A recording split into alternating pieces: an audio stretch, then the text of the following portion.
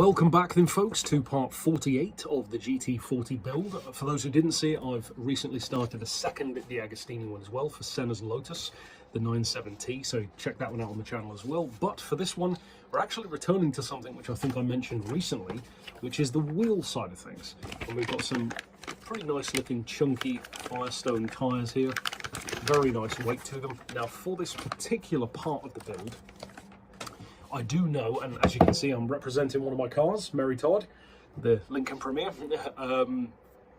We need to make this tyre more pliable. It's a very nice tyre. It's got a nice texture to it, really nice weight. But this needs to be placed in warm water. So if we turn through the book, just to show you, and obviously for most people they'll be following along anyway, but as you can see, they've got this perfectly cylindrical thing to put the tyre in. Obviously I'm not going to have something quite that perfect, but it says find a container large enough to hold the tyre, immerse the tyre in hot water for several minutes until it softens. I mean, it's not that tough already, but I'm guessing it's mostly these walls that need to get over the bead. And speaking of the bead, we will also need this from, of course, the previous piece, because we're going to be putting the tyre onto the rim. So I'm going to not even time lapse, but time skip to when we've got this water, or when we've got this tyre even, English! Put this tyre in some hot water, or warm water at least, and get it a bit softened up. We'll see how long that takes, and then give it a go. Once the front tyre is sufficiently pliable, work it over the right front wheel as shown. And then that will be stage complete. So if we have that one there ready, and it's going to be kind of awkward. I do find it a bit strange that they told us to put this onto the subframe before putting the tyre on, because it seems to me like you'd want to have just the wheel and tyre alone so that you can kind of be rough with it without worrying about breaking any of this mechanism. But bit of an odd choice, because by the look of things we're going to be doing the next tyre, which we already have, before putting it on here. I mean, I can't say that for sure, but it seems a bit of a weird way of doing things, but what do I know? Well, to time jump forward just a little bit, I've tried to put it on. It's way too difficult still. The tyre just isn't pliable enough. It's warmer for sure, and as you can see, it's got some more pliability in you know, the diameter section, but not so much the width of the tread itself, and not so much in the walls, which is the main part that we need to obviously stretch. And in the picture, it looks like it's extremely stretchy, which we are nowhere near that level. So I'm guessing that, like they said about adding hotter water, what I'm going to try and do, we're going to nuke it. I'm going to boil some water instead and put it in the boiling water, and then that should heat it up much more rapidly and should get it much more pliable as well. So check back in a second. Either I'll check back in with a time jump of this being malleable, or we'll time jump to a melted puddle of black rubber. So we have now replaced the warm water that I had before with, as you might be able to see from the steam, boiling water. So from one extreme to the other. The rubber definitely seems more pliable. It's going to be obviously much more of an interesting occasion to get this out. I'm not exactly sure how I'm going to do that, but yeah, the rubber's definitely a lot more pliable than it was. And it's been in there for a little while, not a crazy long time, but I should imagine that it's got a much better chance now than it did. So if we remove the tyre and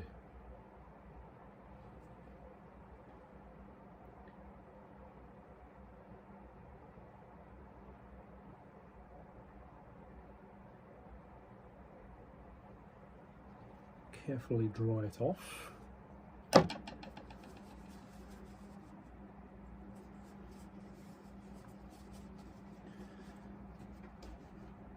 It's definitely pliable. It's still not as pliable as I would have thought it would be, given that it is quite still to the touch. It's probably going to cool down quite quick, so I should do more moving and less talking.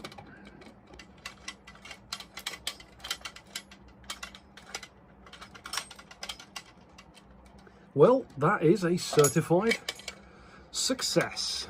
That actually went a lot better than I thought it was going to. Definitely requires a bit of forceful fitting, as you can see. Thankfully it was better because there's not really any way you can go up from boiling water. But yeah, it's still pretty warm, and it certainly looks very nice. It's got a lovely amount of weight to it. And yeah, that one is, of course, on, as you can see. So if we head back to our book, I'll probably have to boil some more water, I would imagine, by the time we get back around to this. So I'll set that aside for now, trying not to burn everything, or melt everything, I guess I should say. So stage complete, pretty obviously. So that is, of course, part, what are we on, 48 done. And now, of course, on to 49. So here in part 49, this is actually a super simple piece. We've only got 2 pieces to put together in this one, just 2 parts of the wheel. As you'll see in a second from the next pieces, and even from the previous one, I do think that sometimes they stretch certain ones of these parts out unnecessarily. Like, if you've got more information to put in the book, then sure. But in terms of actually putting them together, just having these 2 and then the rest of the wheel in the next part, I'm not sure how I feel about that. So of course we'll get this out first of all. So here are our 2 first pieces, and if we flip over in the book, we have step 1, situate the 6-spoke wheel center over the outer wheel and align the 4 holes. You know exactly where this is going, because when that one is clicked in there, that is of course done. Which highlights my point about this seeming a little bit of a stretch to turn it into its own issue. But that is, press the 2 parts together, and then it doesn't even say stage complete, because that's literally it. So it's almost like they forgot to even put that in there. But yeah, there is the first part of our wheel. And now, of course, naturally, we are on to part number 50 next. So now, of course, in part number 50, we naturally follow on from the previous wheel sections. We have these new pieces, of course, which we'll get out, along with the pieces that we just made. So I'll get these out first of all. So if we flip over, retrieve the wheel outer, which will be this one, and align the pins, of course, with the corresponding holes.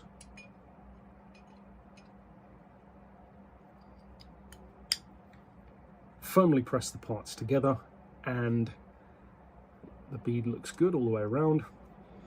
So press those together, and yet again, stage complete. Keep the center locking nut for doubtless the next part. Place this to one side, and of course that is part 50 complete. And now on to 51. So then for part 51, we are naturally following on from where we were with the wheel. We now have the left front brake. We have our new parts here, including of course some screws. Place the brake cooling tube socket, which I believe is this smaller piece, into the corresponding housing on the disc brake, which would be right there. Ensure the notch in the socket matches, as it only fits in one orientation. Yes, indeed. Turn it over and secure it with an FP01. Okay, so that one is secured in there. Then we have insert 3 posts of the disc brake part 3, 51C. So here. So if we set that to one side, into the corresponding holes on part 2.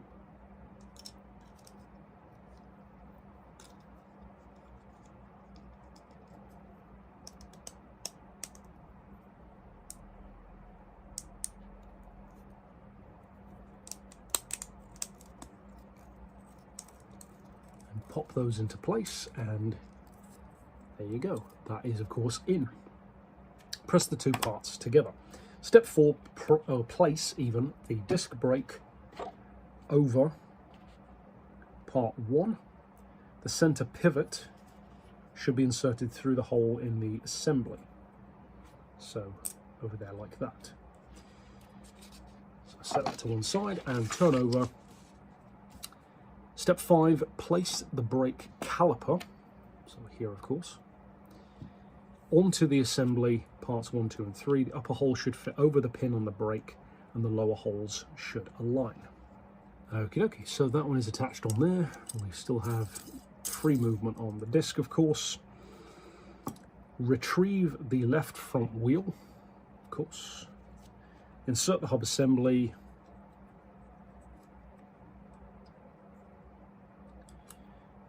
and the slot in the disc brake, which is of course that slot there, will fit into that slot on there, like so. Turn the wheel over and secure the assembly with an FD02. Like that, that is secured. And then finally take the wheel nut, so I'll knock off and place it over the screw. So pop that one in like that.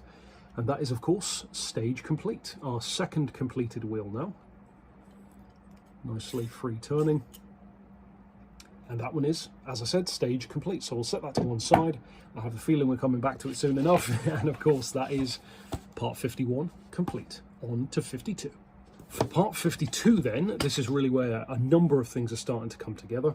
Because, as you would assume, it is continuing on, of course, from where we were. So we have this new piece with a new tyre. But in addition to the new tyre, we also have some screws.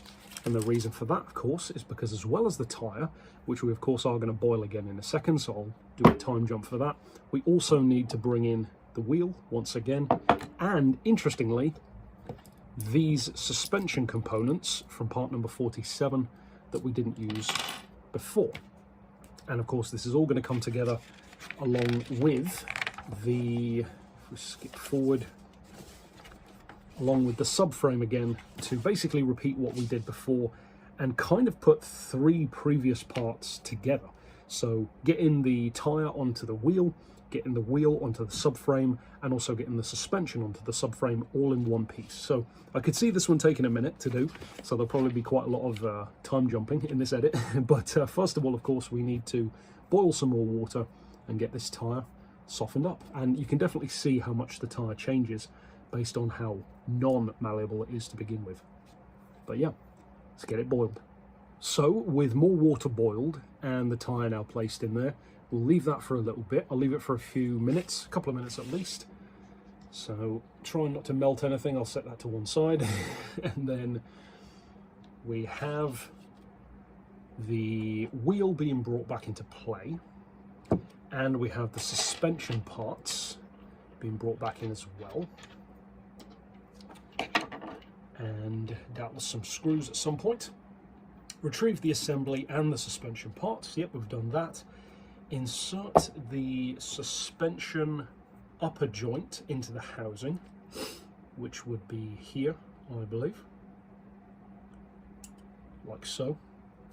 Then fit the lower joint on the opposite end. Yes, I recall this extremely fun part of it. Note that it has a locating groove that keys together with the upper joints so they fit correctly. Fasten the joints together with an FD05. So if we grab the screw first. Okay, so with that one tightened up, it's nice and tight there. We can then flip over. Step 5, retrieve the subframe assembly, which would be here, of course. The tyre actually still has a little bit of warmth in it. So retrieve the assembly, slide the upper part of the left suspension arm, 46A, which I believe is this. Is that the bottom part or the top that we're looking at? It looks like we are this way around. I think we are. So I think it's this piece in particular. And 47A, press fit the shock absorber piston, which is this one with the female fitment, onto the thinner part of the lower wishbone. It appears that we're leaving that for now, and as I said earlier on in the other part, they are outlining doing the tyre onto the wheel before fitting it to the subframe, which begs the question of why they did it the other way around before, so I don't know. So if we set this to one side, and then hopefully that will stay together. Just about got that one propped up. So we have our nice and hot tyre over here. The water is still simmering, so it should be pliable enough. Move that over. So we've got our wheel, and if we read just ahead, when the left front tyre is sufficiently soft and pliable, fit it over the left wheel as shown in the image. So, of course, and then the next part is moving on to the subframe. So yeah, I just wanted to check before beginning this that we weren't going to screw ourselves over for the next part. So once again, if we get the tyre out,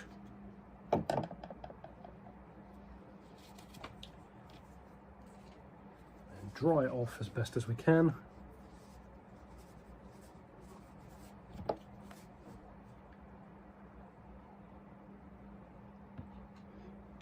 Then, while the tyre is still nice and pliable, put it, of course, onto the wheel. And although they probably wouldn't recommend this, I'm personally using the screwdriver itself as a careful tyre iron. Obviously you don't want too much pressure, you don't want to go through the rubber, but to get the tyre on a bit more, and then we should be able to work it more easily onto the bead. Whoops! Onto the bead.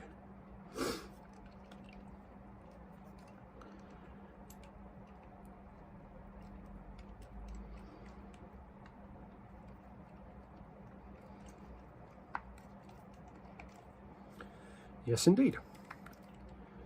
So, that tyre is on there, looking nice. Let's place the knockoff back on there.